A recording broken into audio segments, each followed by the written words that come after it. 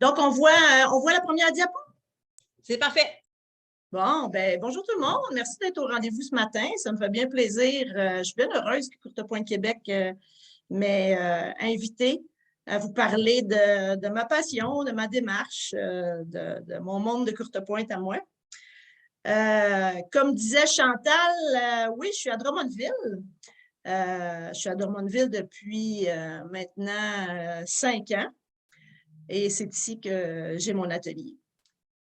On pourrait dire que rien me destinait dans la vie à faire de la courte pointe ou que tout me destinait à faire de la courte pointe un jour. Ça dépend par quel bout de la lentille on regarde ça. Moi, j'ai toujours été une personne créative depuis l'enfance. Je me suis toujours exprimée de mille et une manières, autant dans les arts visuels que l'écriture. Et puis, j'ai fait des études en architecture de paysage au début des années 90. Et dans ces études-là, j'ai vraiment eu la confirmation que j'aimais autant l'aspect design de l'architecture de paysage que le côté botanique et l'horticulture. D'ailleurs, j'ai eu ma propre pépinière pendant plus de 25 ans, puis je suis encore architecte paysagiste. Mais malgré cette profession-là, qui est une profession du design, j'ai toujours considéré qu'il me manquait quelque chose.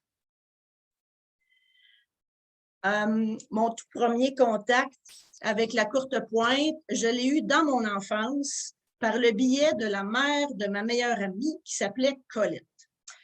Colette venait du bas du fleuve, c'était une artisane dédiée. Ce que vous voyez à la gauche de l'écran, c'est les 53 courtes pointes terminées ou en voie d'être terminées que ces filles ont trouvées dans son appartement quand elle est décédée. Un 3,5 avec 53 courtes pointes, il y en avait partout, partout, sans compter les réserves de tissu.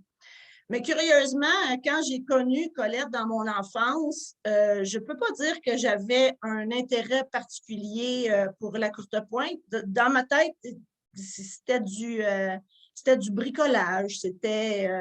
J'avais pas la fibre curieuse de ce côté-là. Mais les choses ont changé. Parce qu'éventuellement, Colette m'a offert une courte pointe après mon mariage. Et puis, j'étais très, très heureuse. C'est vraiment une belle pièce. Et pour la remercier, je vais lui acheter un livre, mais je vais essayer de sortir de ce qui existe de traditionnel dans Courtepointe.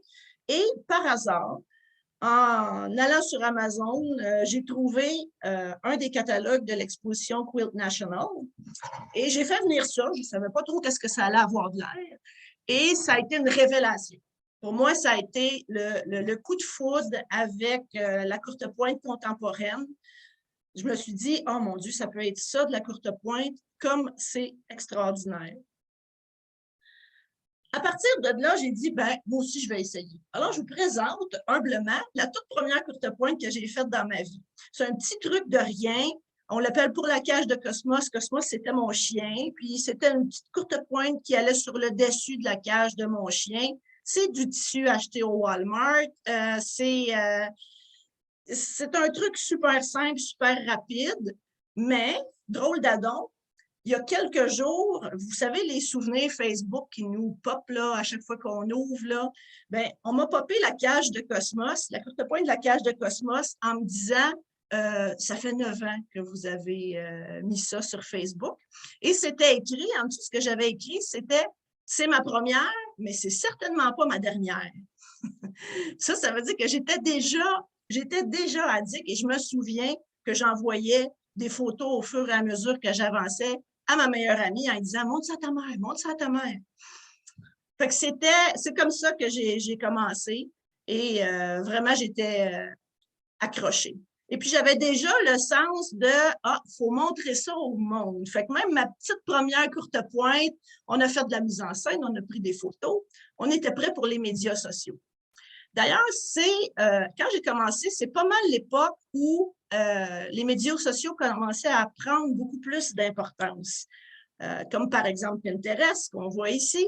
Ça a été lancé en octobre 2010. Moi, j'ai dû m'abonner à ça dès les premières années et je peux vous dire que j'en ai passé des heures et j'en passe encore beaucoup à regarder ce que les autres font, à collectionner des images de courte pointe qui m'inspirent.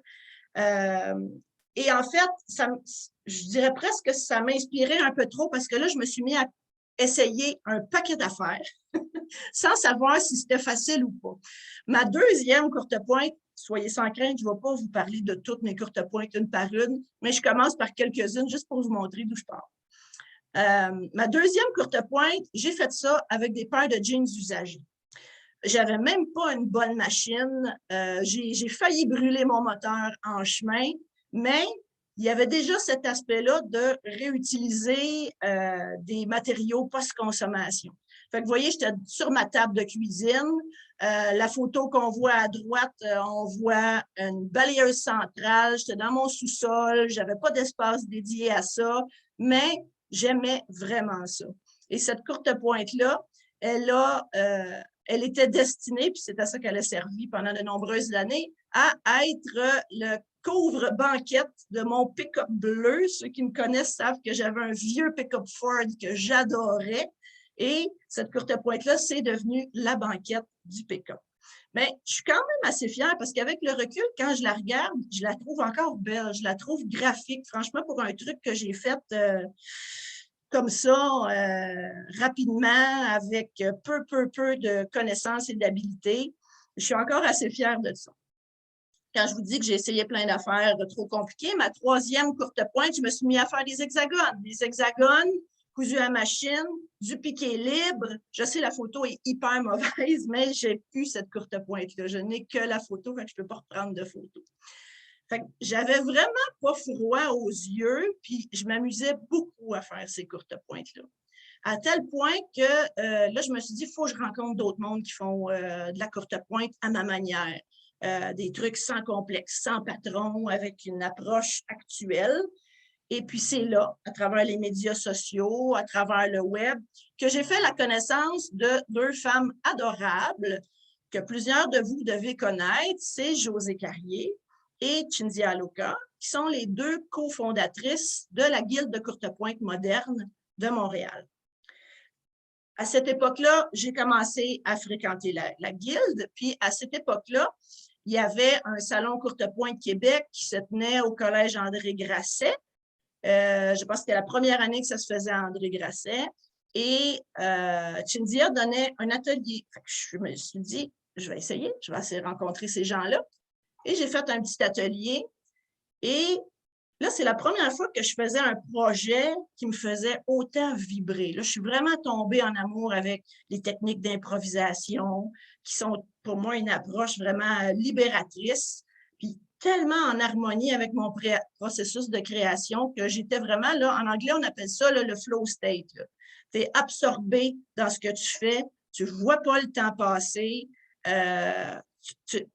tu flottes sur un nuage à quelque part, puis tu es dans le processus de création.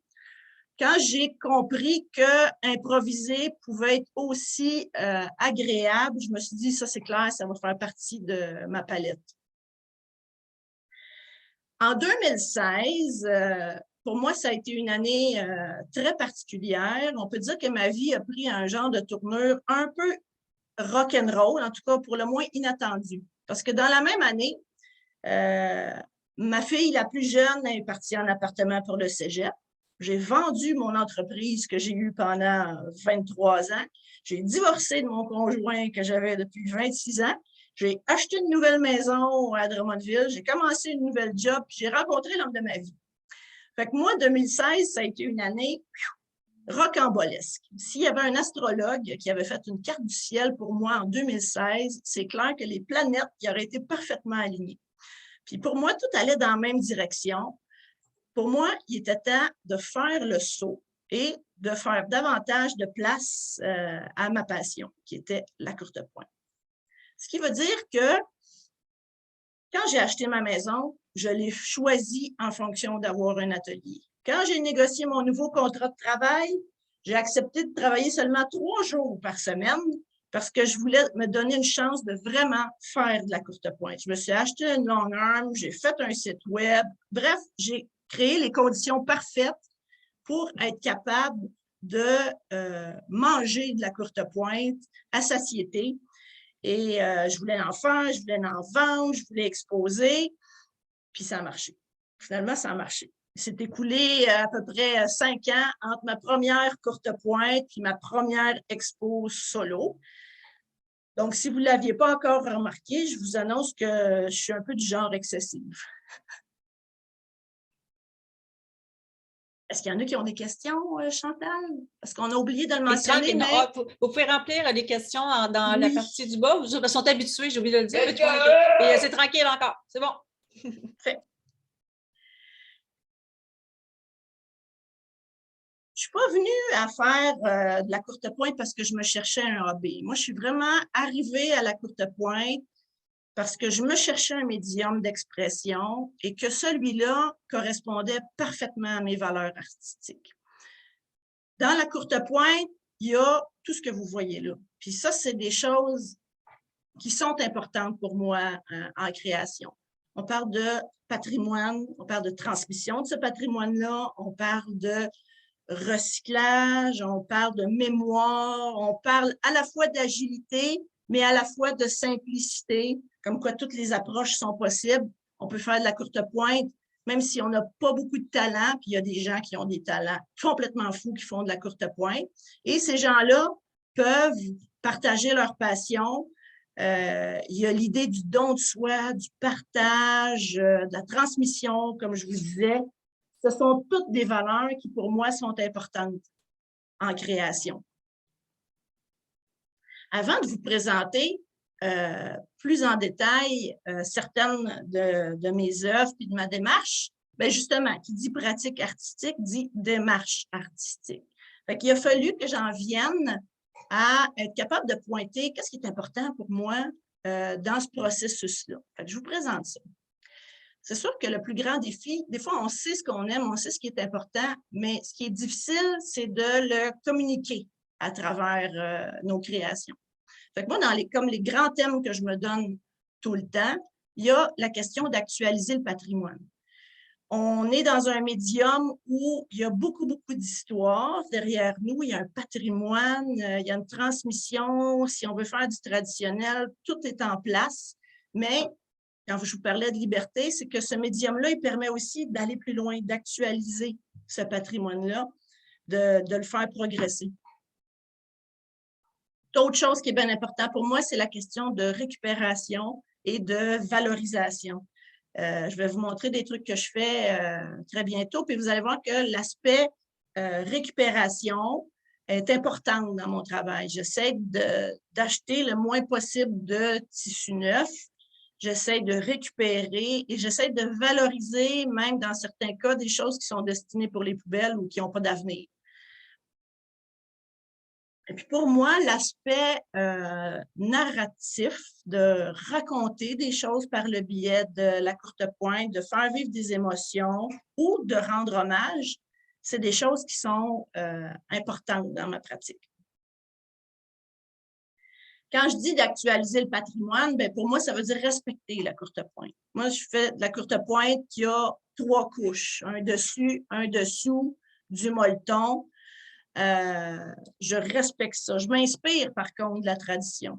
Les vieux patrons, les modèles, les formes, des fois, je vais les réinterpréter. Puis ce qui est important pour moi, c'est aussi de dépasser la norme, de réinventer. Vous voyez à la droite de l'écran, c'est un patron que j'ai fait pour une de mes courtes pointes.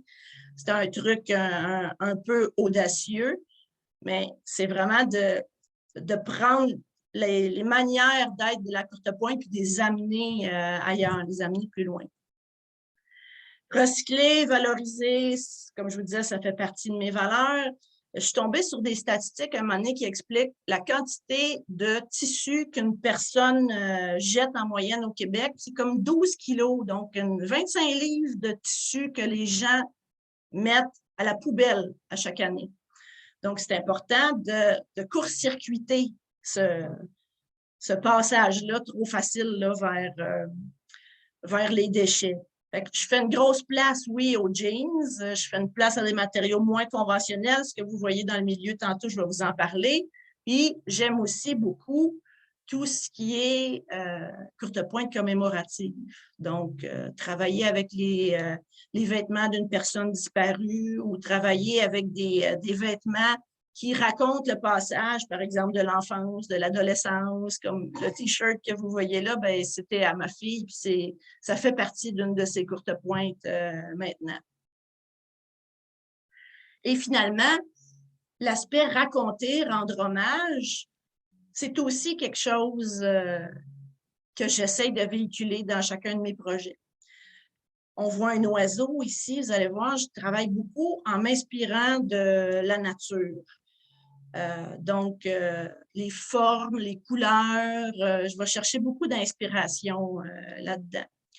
Le bon monsieur que vous voyez au milieu, c'est un monsieur qui s'appelle Régent Pétrin, qui est de Drummondville, comme moi, et qui est un sculpteur d'art populaire, ce qu'on appelle en anglais folk art. Donc, c'est quelqu'un qui n'a pas de formation artistique, mais a une production artistique. Et j'ai fait une série de courtes pointes qui s'inspirent de ses œuvres à lui.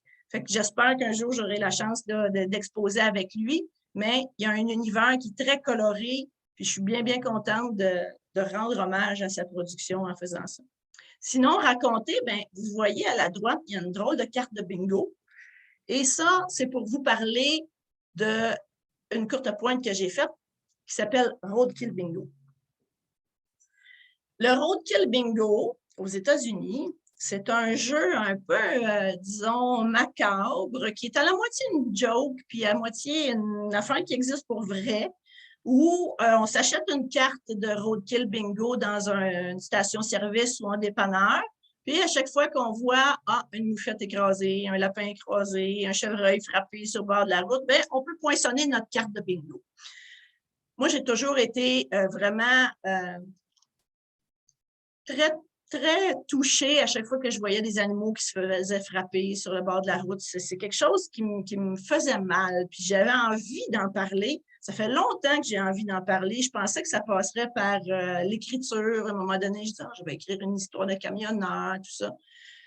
Mais maintenant, j'utilise la courte pointe à chaque fois que j'ai des envies comme ça. Donc, Roadkill Bingo, c'est devenu une courte pointe.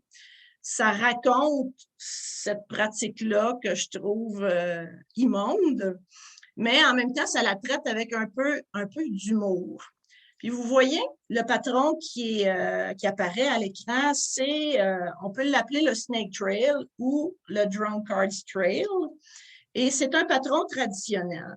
Et j'ai décidé d'utiliser ça pour créer la courte pointe que voici, qui est Roadkill Bingo. Donc, je voulais que ça évoque à la fois les routes, puis le passage dangereux des animaux qui traversent n'importe où. Puis j'ai été utiliser de la fourrure recyclée pour donner cette présence-là animale dans ma courte pointe. Puis à chaque fois que je la présente dans des expositions ou des concours, je m'efforce toujours de raconter son origine pour montrer que ce n'est pas juste une décoration tendance de la mode bûcheron. Non, c'est plutôt une œuvre, moi, qui me sert à dire quelque chose. C'est la première fois que je présentais une courte pointe dans un concours, puis j'étais bien contente parce que j'avais réussi à avoir une rosette. Et c'était la première fois que ça m'arrivait. Je vais t'interrompre 30 secondes, si j'entends. C'est quoi le nom? Quelqu'un me demande le nom du monsieur que tu as présenté. Régent Pétrin. Y avait-tu d'autres questions, Chantal? Non, c'est bon. Non? Merci. Moi, je suis contente de comprendre l'historique de ça parce que, comme on s'est dit juste tantôt, je me rappelle d'avoir vu, je me rappelle d'avoir voté pour, mais juste parce que j'aimais le mouvement, les boules de poils, j'étais juste comme intriguée par l'œuvre, mais là, de savoir, OK, c'était vraiment des routes, puis c'est vraiment des moufettes écrasées, ces petits bonbons-là, ces choses-là, ça donne encore plus de profondeur. Je suis vraiment contente. Oui, c'est pour ça que pour moi, c'est important et de présenter les courtes pointes, mais de présenter l'origine puis l'histoire que ça raconte. Mais malheureusement, dans les concours, souvent, on a des petits paragraphes qu'on peut écrire, là, puis le nombre de mots est limité, fait que je n'ai pas toujours la chance de tout dire. Je vais vous montrer une autre série que je fais et que j'aime beaucoup, qui est la série Volatile.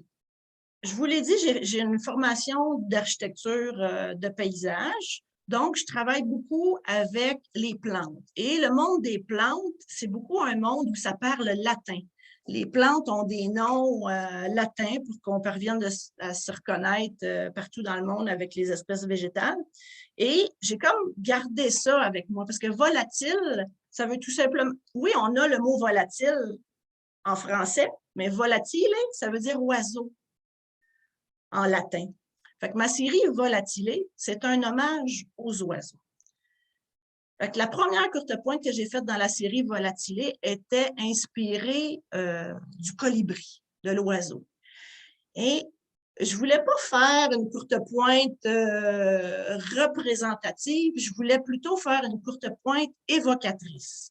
Pour moi, c'était important que quand tu la regardes la première fois, tu n'as pas aucune idée de quoi ça parle, mais si je te dis c'est un hommage à l'oiseau-mouche, ah, là, ça va commencer à prendre du sens.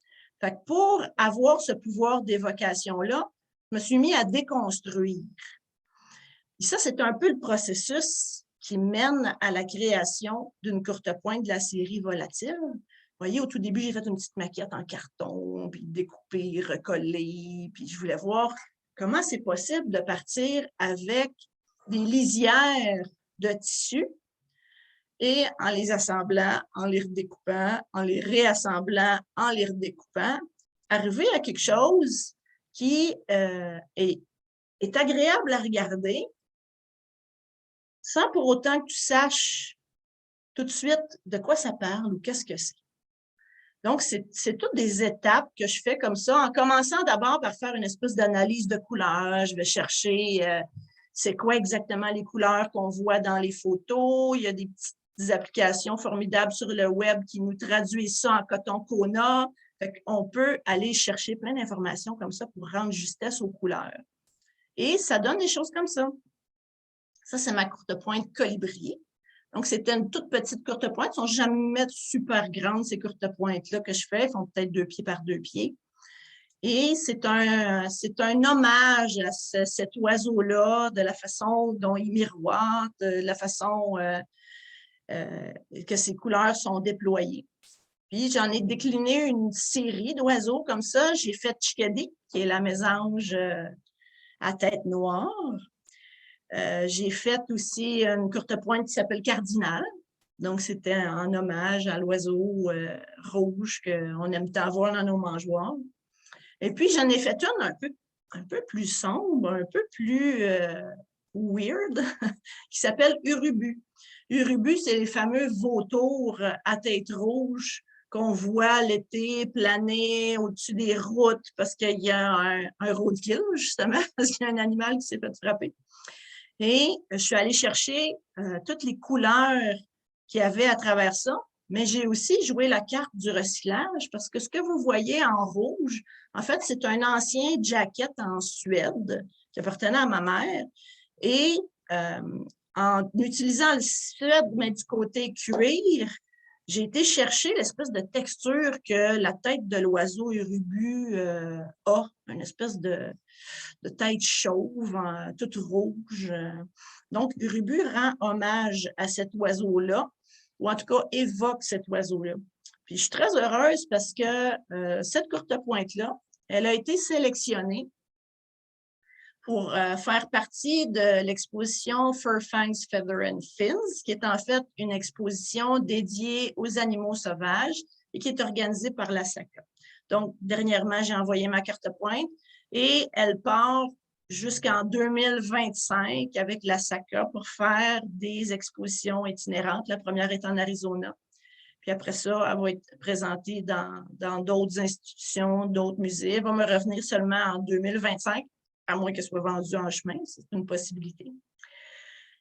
Ça m'amène à raconter, dans le fond, pour moi, c'est important de rencontrer du monde puis de faire partie de groupes ou d'associations ou des regroupements qui pensent comme moi ou qui favorisent le développement là, de notre art. Fait que oui, je fais partie de la guilde de courte pointe de Montréal, de courte pointe moderne, Je fais partie aussi de la SACA, qui est Studio Art Quilt Associates. C'est vraiment une association qui est dédiée à faire la promotion de la courtepointe d'art.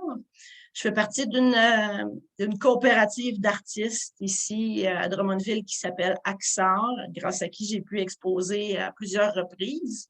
Et je fais aussi partie, depuis 2020, du Conseil des métiers d'art du Québec en tant que courtepointière. Ça a été pour moi à la fois un bel honneur que je sois acceptée, mais un beau tremplin aussi, parce que via le Conseil des métiers d'art, j'ai eu la chance de de participer à un podcast que peut-être certains d'entre vous ont déjà vu ou écouté, parce qu'il existe une version audio puis une version vidéo. Et j'ai fait cette démarche-là avec Simon Boulris puis Martin Léon. Donc, chaque artiste, il y avait 6 médiums. Puis pour chaque, moi, je représentais l'art textile. Puis j'étais jumelée avec le charmant et très amusant Simon Boulris, qui est arrivé avec sa propre courtepointe qu'il avait faite à l'âge de 14 ans. Puis on s'en est parlé, puis on a eu bien du plaisir. Ça donne une petite entrevue vidéo que j'ai les liens dans mon site web si jamais ça vous intéresse d'aller la voir. Est-ce qu'il y aurait des questions? Non, moi je l'ai vu cette vidéo-là, puis quelqu'un d'autre aussi qui vient d'écrire. Je l'ai vue. Oui. Elle n'est pas difficile à trouver. Non, elle n'est pas difficile à trouver. Elle est bien, en fait, elle n'est pas difficile à trouver. Je pense que c'était comment on dit, diffusé par le groupe TVA. Fait qu'il y en avait. Télé-Québec, la Fabrique culturelle, oui. Oui, il y a aussi la Fabrique culturelle que j'ai un portrait sur la Fabrique culturelle, oui. Oui, ça, c'est toujours des beaux tremplins. C'est toujours des belles occasions de raconter ce qu'on fait. Fait que pour quelqu'un, des gens qui aimeraient vraiment comme pousser le côté plus, peut-être pas commercial, mais mise en marche, pas mise en marche, mise en valeur de leurs œuvres, aller contacter des sites comme ça, Conseil des métiers d'art, ces choses-là, c'est quasiment pas un passage obligé, mais ils vous donnent vraiment des outils pour vous aider à poursuivre dans cette façon-là. Oui, absolument. En fait, le Conseil des métiers d'art, c'est la source officielle reconnue par le gouvernement du Québec pour tous ceux qui pratiquent les métiers d'art. Donc, si je voulais arrêter de travailler demain, je serais arrêter de mon gagne-pain qui n'est pas malheureusement la courtepointe, mais qui est l'architecture de paysage. Mais on est reconnu comme artiste quand on a passé par le Conseil des métiers d'art. Puis ça nous permet il y a tout un réseau à ce moment-là qui embarque un petit peu pour vous soutenir. C'est bien. Oui, exactement. Puis c'est eux qui organisent le Salon des métiers d'art annuellement. Donc, c'est une grosse organisation. Maintenant, j'aimerais vous parler d'un autre de mes projets, peut-être un peu plus ambitieux, qui s'appelle Formation des formations. Formation des formations, c'est un projet qui a commencé d'une façon un peu inusitée. Quand je suis déménagée à Drummondville il y a quelques années, mon fils qui était au cégep est venu me rejoindre. Donc, il a quitté son appartement, il est venu habiter avec moi. Et il a laissé dans nos poubelles au cours du déménagement cette chose-là, qui était une banderole qui a été peinte par un groupe d'étudiants en musique du cégep de Drummondville dans un party proche de l'Halloween. Donc, il faut imaginer une gang de jeunes avec probablement un peu d'alcool, un peu de boucan. Puis, ils décident de faire une œuvre collective et ça donne cette bizarre de choses-là qui en soi n'est pas très belle, mais que quand j'ai sorti des poubelles, premièrement, ma réaction, ça a été « Qu'est-ce que ça fait là du tissu dans des poubelles? On ne jette jamais ça, du tissu. » Fait que j'ai repris la banderole, j'ai ouvert ça, j'ai regardé, je fais « Ah, tiens, comme c'est intéressant. » C'est intéressant parce qu'il y a un peu tout là-dedans. Là. Il y a les jeunes exprimaient leurs illusions, leurs désillusions, plus il y en a qui ont juste barbouillé. Je trouvais que c'était un message quand même puissant. Puis je me suis dit, j'aimerais ça que ça ne reste pas comme ça. Surtout, je ne le remets pas dans les poubelles. Je le mets au lavage, puis si la peinture tient, je fais quelque chose avec. Puis j'ai commencé à penser au principe de formation-déformation. faut que j'explique que le passage de mon fils au cégep, ça a été assez raboteux. Mon fils est entré au cégep avec les meilleures intentions du monde, mais ça lui a pris un bon 4 ans finir son cégep parce qu'il a probablement trop fait la fête, parce qu'il y avait autant d'occasions de fêter que d'occasions d'étudier. Et ça a été un parcours chaotique.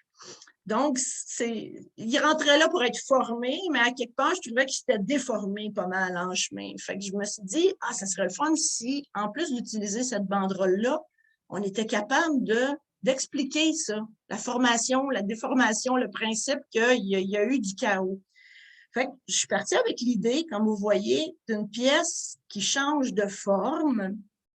Et en travaillant avec mon amoureux qui fait du 3D puis de l'imagerie à l'ordinateur, on est arrivé à pondre une espèce de design qui expliquait ce parcours-là d'un jeune qui rentre bien square au cégep, puis que finalement, ça se bouscule en chemin, mais finalement, l'histoire finit bien parce qu'il a fini par aller à l'université, donc il a fini par finir son cégep et faire de quoi avec ça. Fait que j'avais ce concept-là derrière la tête. Puis on s'est dit, on va pousser l'audace encore plus loin. On va faire de ce projet-là un projet de démonstration. Donc, on est allé chercher une subvention. La Ville de Drummondville nous a appuyés, puis on a fait une série de capsules vidéo qui portent sur 5 aspects qui sont liés à ce projet-là ou qui sont liés au patrimoine de la Courtepointe. Fait que formation, déformation, j'ai 5 vidéos de ça sur une chaîne YouTube qui expliquent le parcours, un peu ce que je viens de vous raconter, là, la découverte d'une banderole d'un poubelle, l'idée d'en faire une Courtepointe, rencontrer les jeunes, mais rencontrer aussi les cercles de fermières ici à Drummondville, les gens qui représentent l'aspect historique, parce que Drummondville, c'est une ville de textile. C'est une ville qui doit sa croissance dans les années 1920-1940 grâce aux usines textiles qui sont implantées ici. Donc, ça fait partie de notre histoire. Vous pouvez voir à gauche le patron de la Courtepointe, puis là, vous pouvez comprendre l'ampleur du projet. Parce que c'est une Courtepointe qui fait 6 pieds de haut puis 15 pieds de large. Fait que je ne peux pas l'accrocher nulle part dans ma maison. Fait que je cherche toujours des endroits pour la présenter, puis pour présenter les vidéos qui vont avec. Et formation, déformation, ça a aussi donné lieu à une expo qui était dédiée à présenter cette Courtepointe-là, que j'ai faite dans un centre, dans une galerie d'art ici à Drummondville. C'est Chantal, je vais juste vous interrompre une seconde. Tantôt, vous aviez parlé au début que vous aviez adoré votre cours d'improvisation. Je l'ai suivi, moi aussi, ce cours-là, il y a très longtemps. Ma pièce attend toujours d'être terminée. Mais je me rappelle que c'était beaucoup de l'improvisation un petit peu dans le vide. Moi, je me rends compte que votre improvisation est c'est peut-être votre background d'architecte, est très, très formatée après ça sur papier et tout ça. Ou des fois, ou avec les colibris. Oui. Avez-vous besoin de cette base-là tout le temps? Oui, c'est intéressant que tu dises ça, Chantal, parce que… il y avait beaucoup de poésie, c'est merveilleux, mais ça arrive toujours à un gros plan d'aménagement paysager. Oui, non, je ne peux pas faire autrement. Je suis quelqu'un qui a un côté artistique puis qui a un côté cérébral. Fait que vous devez le cristalliser sur construire papier, des choses. Oui, tout à fait. Puis, ce que tu as mentionné au début, c'est difficile de savoir c'est quoi la production d'Isabelle Duprat. Il n'y a comme pas de cohésion. Mais je pense que moi, je rêve de faire des Courtepointes qui se ressemblent, qui explorent une seule avenue, une seule façon, mais j'en suis incapable. Qu'on la voit et qu'on puisse mettre votre nom dessus tout de suite sans regarder l'étiquette. Non, je le sais. J'admire des gens comme Marie Hachel ou… il y a d'autres artistes, tu vois leur Courtepointe, tu sais immédiatement que c'est eux autres. Moi, je n'ai pas cette maturité artistique-là, mais pas du tout. C'est un avantage et un inconvénient d'être tout aimé aussi. C'est pas… Il y a des pour et des contre. Oui, mais je ne me limite jamais. J'ai envie d'essayer une nouvelle forme, je vais le faire. Et je pense qu'avec les années, il y a un effet de probablement, je vais avoir plus de cohésion dans ce que je présente, mais j'espère m'amuser autant qu'actuellement, par exemple. C'est bien important pour moi. Ce que ça a donné, formation, déformation, c'est une courte pointe qui a l'air de ça.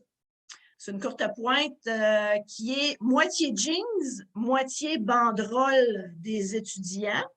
Donc, j'ai pas repris la banderole dans le même ordre. Donc, j'ai tout déconstruit cette banderole-là pour aller faire quelque chose dont le cœur est bouillonnant, puis de chaque côté, ça s'en va de plus en plus tranquille ou calme. Donc, c'est un défi que je me posais. C'est un défi aussi parce qu'une bordure comme ça, c'est de l'ouvrage à faire. Je pense jamais d'avance à je vais-tu rusher faire ça? Non, je me lance toujours un peu dans le vide, puis j'essaye des choses. Mais j'ai un bon accueil quand je présente des choses. Je suis contente de ce que les gens disent. J'aime toujours faire des expos pour ça, pour voir la réaction du monde, pour leur expliquer davantage la démarche qu'il y a derrière mes projets.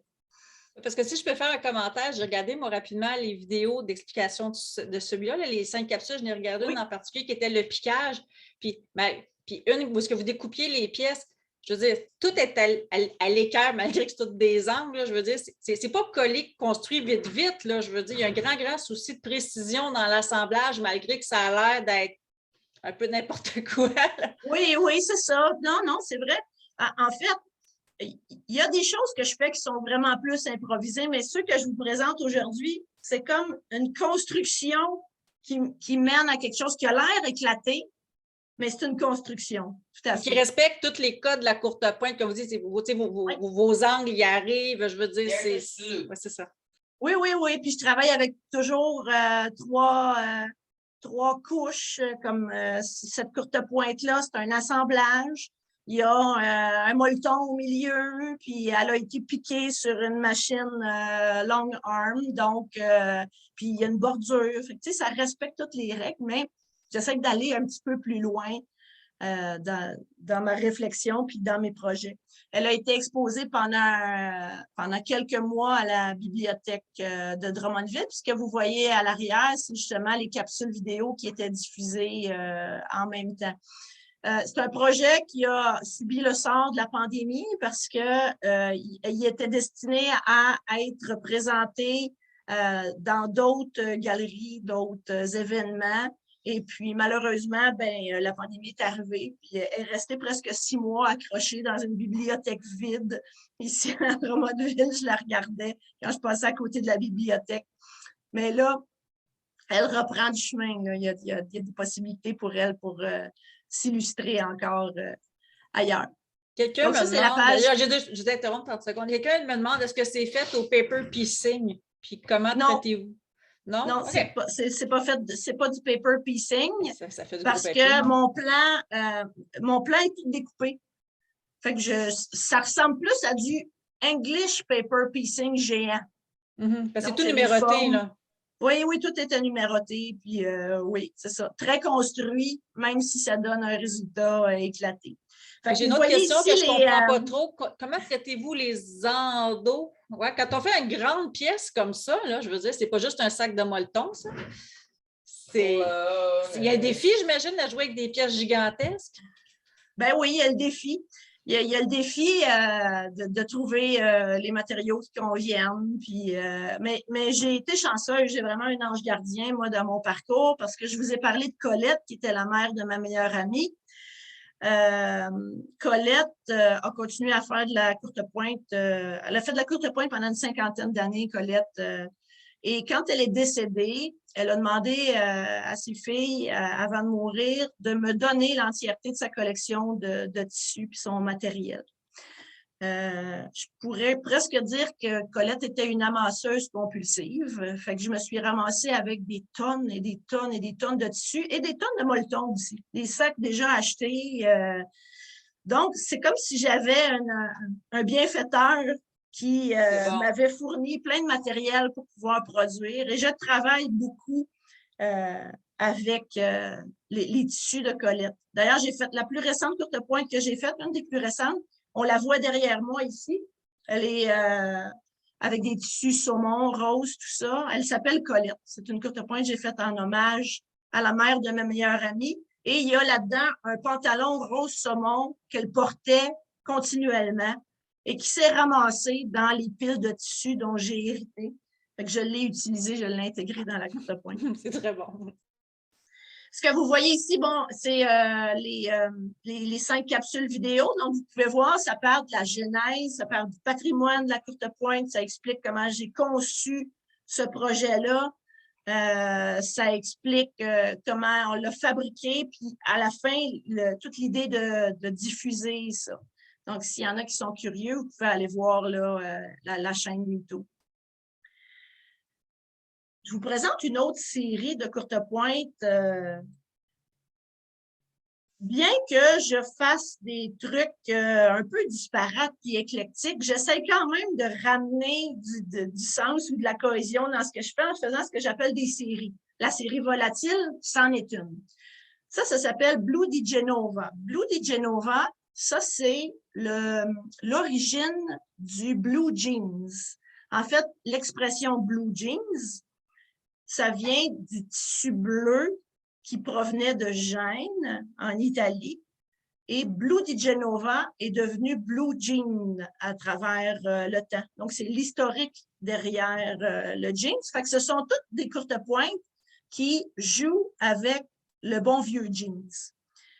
Ça, c'est une courte pointe faite rapidement, suite à une grosse déception.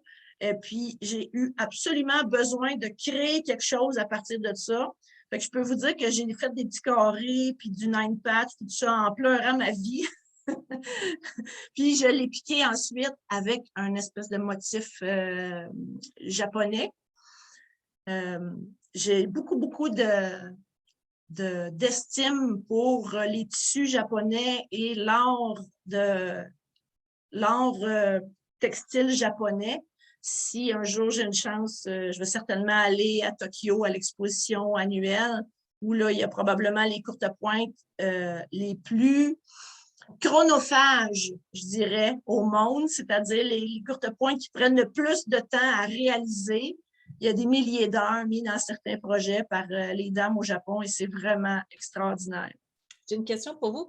Comme vous travaillez souvent avec des jeans, quelqu'un demande, est-ce que vous trouvez que ça se coud facilement? Est-ce que vous devez les doubler, faire un traitement particulier ou vous les prenez tel quel, vous les coupez en morceaux? Des grosses aiguilles? Oui, je travaille avec une plus grosse aiguille. Puis, je fais absolument rien d'autre que laver les jeans puis les découper en morceaux. Mais j'ai changé de machine à coudre depuis le début. Puis, je me suis acheté un cheval de trait qui fait juste de la ligne droite, mais qui est super puissante. Donc, je peux travailler le jeans plus facilement comme ça, oui. Parce que c'est des vieux jeans, ils sont rendus mous là, par le temps que vous les utilisez, là, quand même. Là, fait que c'est pas comme des bords de pantalon de jeans neufs. Non, il y a du mou puis il y a du raide, mais ce qu'on constate aussi en travaillant avec des jeans récupérés, c'est que là, tout le monde m'amène des vieilles paires de jeans et que plus le temps passe, plus les jeans contiennent un pourcentage élevé de matériaux plastiques. C'est comme du Micro, là, des jeans extensibles. Les trucs extensibles font de plus en plus partie de la composition de nos jeans. L'avantage, c'est qu'ils sont plus agréables à porter puis ils moulent mieux. L'inconvénient, c'est qu'ils durent de moins en moins longtemps. Et moi, quand je vais dans des friperies, parce que oui, je demande à mes amis de me fournir des jeans, mais je fais la tournée des friperies aussi régulièrement, puis j'ai mes entrées, je connais les dames, puis je leur dis tout le temps, si tu trouves un jean 100% coton, s'il te plaît, mets-moi-le de côté, je vais passer l'acheter. Parce que c'est les bons vieux Levi's 100% coton qui font les meilleurs tissus pour travailler. Puis même, je vais aller utiliser les jeans, même s'ils sont troués. Des fois, je vais intégrer des trous, des usures dans mes courtes pointes. On le voit un petit peu ici. Il y a des plis, on voit des plis d'usure. Dans celle-là, il y a des trous, il y a des taches. Mais je trouve que ça donne une espèce de patine, ça donne un vécu aux courtes pointes. Je trouve que ça raconte plus quelque chose dans ce temps-là. Quelqu'un me demande si vous avez une Juki pour votre Non, grosse j'ai pas une machine. Juki. C'est bon. J'ai une américaine. Ça, c'est une autre courte pointe que j'ai faite à partir de jeans et à partir de tissus japonais. Je vous disais que j'apprécie beaucoup l'art textile japonais, mais je suis une fan des tissus qui sont fabriqués au Japon. Je trouve qu'il y a vraiment une qualité puis une sensualité qui est différente. Et dans cette courte pointe-là, tout ce qui est en brun beige est justement un lin, un coton mélangé avec du lin qui vient de là-bas et qui, en japonais, porte le nom de poil d'animaux au vent. Et quand vous voyez cette courte pointe proche, il y a effectivement un mouvement, il y a quelque chose de dynamique. Pour moi, une courte pointe réussie, il y a comme 3 niveaux de lecture. Il faut que de loin, le design te plaise. Dans celle-là, je l'aime bien parce qu'il y a comme presque un effet d'optique qu'on obtient juste en utilisant le taux d'usure ou la couleur du pâle au foncé des jeans. Puis après ça, je trouve que l'assemblage puis les tissus doivent être bien choisis. Puis ensuite, le piquage. C'est toujours une courte pointe réussie, d'après moi, elle devrait être réussie sur les trois plans, parce que c'est 3 fois qu'on a l'occasion d'exprimer quelque chose, que ce soit notre talent ou des idées. J'irai pas jusqu'à dire que mon piquage est à la hauteur de mes idées, mais j'essaye sans cesse de m'améliorer. Ça aussi, ça fait partie de la série des Blue Jeans, de Blue Di Genova. Et c'est une courte pointe, encore une fois, un mélange de jeans qu'on assemble en fonction des couleurs, puis un tissu, encore une fois, d'origine japonaise qui est combiné avec. C'est un tissu avec plein de remous, de tourbillons. Et j'ai appelé cette courte pointe-là Digitalis. Comme je vous disais, encore une fois, j'aime beaucoup, le latin me suit, même dans mon parcours artistique. Puis Digitalis, ben, c'est l'empreinte qu'on laisse, l'empreinte digitale du fait main, mais c'est aussi notre époque qui est digitale puis qui est pixelisée. Donc, je jouais là sur ces 2 plans-là. Est-ce qu'il y a des questions? Il y avait juste une petite question qui demandait, pour le jeans, est-ce que vous écartez ceux qui ont du lycra à ce moment-là? Parce que est-ce que vous prévoyez que vos œuvres vont durer comme 100 ans ou c'est pas grave si le dessus il va durer moins longtemps? Puis... Il y a vraiment des jeans que j'écarte parce que le lycra est trop présent ou la moulure a vraiment déformé le tissu. Souvent autour des genoux, il n'y a comme plus rien à faire avec ça pour de la courte pointe. Donc, ceux-là, je les écarte. Mais la plupart du temps, on peut quand même les utiliser. J'allais plus loin de ma question. Comme vous faites du art quilt, généralement, ça c'est pas destiné à être lavé, ces choses-là, mais tantôt, vous avez lavé l'œuvre avant de l'utiliser, juste pour enlever l'excédent de peinture. Est-ce que vous faites attention à combien de temps ça va durer, cette chose-là, ou ça va être lavé, vu que c'est un mélange entre une couverte de divan et quelque chose qui va être sur le mur? Oui, c'est une bonne question. J'aime ça que tu poses cette question-là. Quand je disais je respecte le patrimoine, pour moi, même si tu la mets sur un mur, ta courte pointe, c'est un objet utilitaire que tu as choisi de mettre sur le mur. Et je respecte ça à tel point que toutes les courtes pointes que je fais, je les envoie à laveuse, à sécheuse avant même de les présenter à qui que ce soit. Il faut que ça tienne. Il faut que ça tienne la route. Encore une fois, c'est comme le respect là, de l'origine puis de la tradition derrière la courte pointe. En fait, j'arrive presque à la fin de ma présentation. Je voulais juste vous parler de mon prochain projet, le projet sur lequel je travaille actuellement avec mon amoureux. Ça s'appelle Synthèse et c'est une expo en duo où il va y avoir 12 de mes courtes pointes qui vont être assorties à 12 ambiances sonores qui vont être conçus par Bob Lachapelle, mon amoureux. Fait qu'on travaille en écho. Il y a 6 des courtes pointes que je fais, que je lui envoie et il compose la musique à partir de la courte pointe. Et il y a 6 ambiances musicales qui vont me parvenir à moi et pour lesquelles je devrais créer une courte pointe sur laquelle qui fonctionne avec cette ambiance musicale-là. Donc, c'est une expo qui va avoir lieu pendant un mois, au mois de novembre l'année prochaine. Donc, comment qu'on s'inspire d'une chanson? Parce que moi, j'ai entendu mon chum faire de la musique à côté de moi quand je couds, puis j'avoue que je n'ai jamais pensé m'inspirer de ses tests vocaux.